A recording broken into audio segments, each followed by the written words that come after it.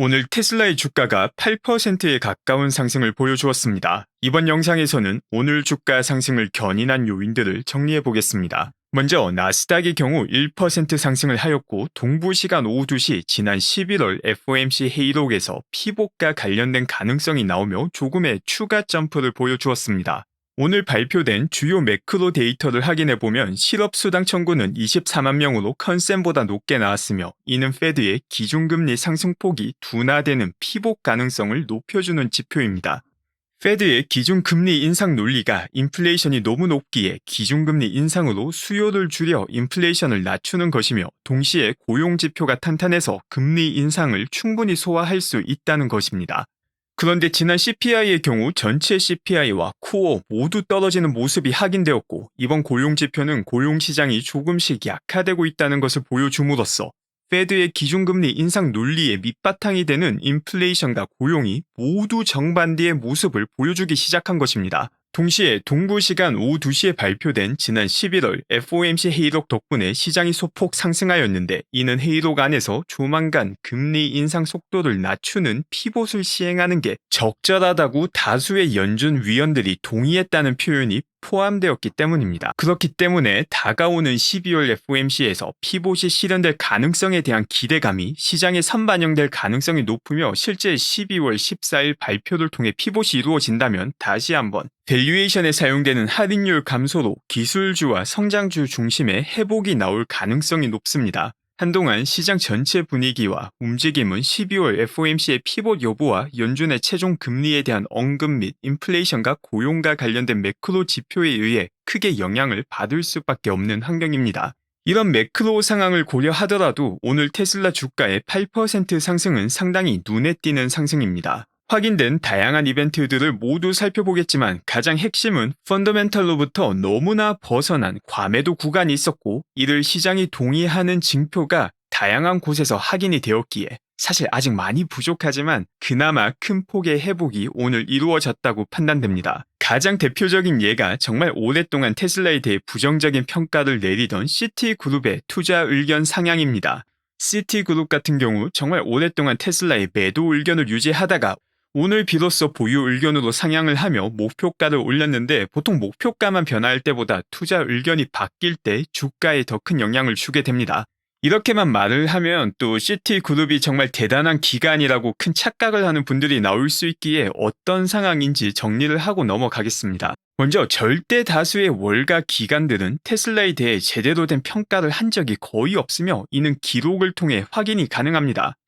시티그룹의 경우 오늘 투자 의견을 홀드로 상향한 이태희 씨의 경우도 2018년 9월 이후 지속적으로 매도를 외친 분이고 이분의 투자 의견을 그대로 따랐다면 평균 수익률은 마이너스 183%를 기록하게 됩니다. 또한 이 이태희라는 애널의 객관적인 성적도 거의 고등급으로 8,112명 중 7,957등이라는 놀라운 기록을 보유하고 있기도 합니다. 그런데도 이런 시티그룹 의견에 관심을 갖는 이유는 이런 꼴통조차도 테슬라가 저평가가 되었다는 사실에 동의했다는 것 때문입니다. 사실상 거의 모든 기관들이 테슬라가 저평가 구간에 돌입했다는 것에 동의했다는 것을 상징적으로 보여주기에 큰 관심을 받게 되는 것입니다. 사실 이와 똑같은 내용을 어제 중국 판매량 발표 라이브 방송에서 전해드리기도 했습니다.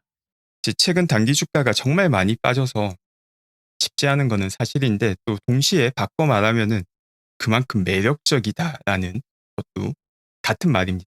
조금만 지금도 사실 기관 입장에서는 상당히 매력적인 구간이기 때문에 잠깐 지나가는 이 바닥은 알 수 없지만 지금 확실하게 기회이자 저평가 구간이다라고 생각이 됩니다. 당시 방송이 제 시간 기준 새벽 시간이기에 잠깐 일어나서 목이 잠긴 상태에서 오디오 설정을 못하고 진행했던 방송이기에 제 목소리를 걱정해 주신 분들이 많았습니다. 이는 새벽 4시 일어나서 진행한 방송이어서 오디오 상태가 좋지 못한 것일 뿐이었습니다. 걱정해 주신 분들 감사드리고 필요 없는 염려를 끼쳐 드린 점 사과드립니다. 어쨌든 이 같은 테슬라의 매력적인 밸류에이션 구간은 시티그룹의 보고서를 통해서도 더욱 자세히 알 수 있습니다.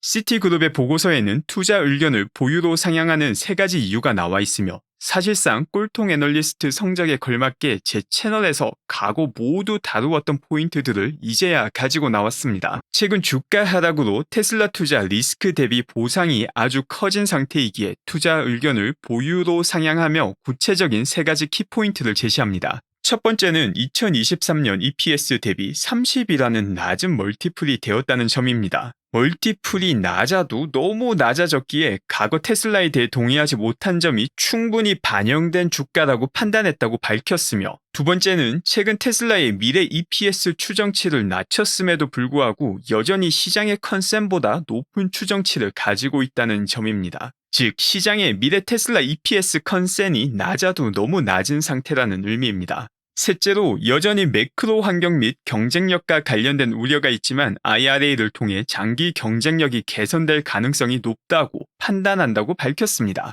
IRA와 관련된 전기차 및 배터리 보조금 그리고 디퍼트 레버뉴와 관련된 내용은 2달 전 이 영상에서 제가 더 자세히 다루었던 내용입니다. 즉, 시티그룹, 이테이, 애널 같은 꼴찌 애널도 테슬라 투자 의견을 상향한 이유는 새로운 게 나온 게 아니라 테슬라를 싫어하는 꼴찌 애널이 봐도 지금 테슬라 주가가 싸다는 것에 동의하는 상태가 되었다는 것입니다. 이는 비단 시티그룹에만 해당되는 내용이 아닙니다. 지금 보시는 자료는 월가 애널리스트들의 향후 12개월 테슬라의 PT 중앙값입니다. 이 중앙값은 302달러이고 오늘 종가인 183달러 20센트와 비교시 65%의 상승 여력을 보여주고 있습니다. 물론 이 수치가 정확히 일어난다는 의미가 아니라 월가에서 테슬라를 어느 정도의 가치로 보고 있는지를 보여주는 자료이지만, 이처럼 테슬라의 주가와 월가의 컨센이 상승 방향으로 갭이 큰 적이 없었습니다. 이제는 월가에서 봐도, 정말 꼴통 애널이 봐도 테슬라 주가가 밸류에이션 관점에서 저렴하다는 것에 동의가 되게 된 상태라는 것을 의미합니다. 마지막 소식은 BYD의 전기차 가격 인상 소식입니다. 보조금이 줄어들게 되는 2023년을 대비해서 내년 1월 1일부터 가격을 인상한다는 내용이며, 이 내용이 현재 중국 전기차 시장을 비롯해 전체 전기차 시장의 상황을 상징적으로 잘 보여주는 뉴스입니다. 중국 전기차 제조사 중 유일하게 수익률은 낮은 수준이지만 적자를 면한 기업이 BYD입니다. 그리고 BYD의 차량 판매 대당 수익성은 테슬라의 8분의 1입니다. 보조금이 사라지면 가격 인상이 아니고서는 적자를 면할 수가 없다는 것입니다. 중국 전기차 제조사 중 가장 수익률이 높은 기업이자 유일하게 적자를 면한 기업인 BYD가 이런 상황이니 나머지 전기차들은 말할 것도 없습니다. 유일하게 최악의 상황에서도 살아남을 수 있는 전기차 제조사가 테슬라이고, 살아남은 다음은 전기차 시장의 파이를 더 많이 가져가게 된다는 사실이 다시 한번 확인이 되는 내용이며 시간과 함께 증명될 내용이기도 합니다. 그리고 이 내용과 함께 재미난 내용은 어제 트위터에서 진행된 스페이스가 블룸버그에서 기사화되기도 하였습니다. 그런데 이 스페이스에 고든 존슨도 참여를 해서 많은 헛소리로 큰 즐거움을 주었는데, 그 헛소리 중 하나가 BYD가 테슬라의 진정한 경쟁자이다 라는 말이었습니다. 그리고 바로 그 다음날 BYD는 전기차 가격 인상을 발표하며 다시금 테슬라와 BYD의 차이를 증명해주는 날이 되었습니다. 감사합니다.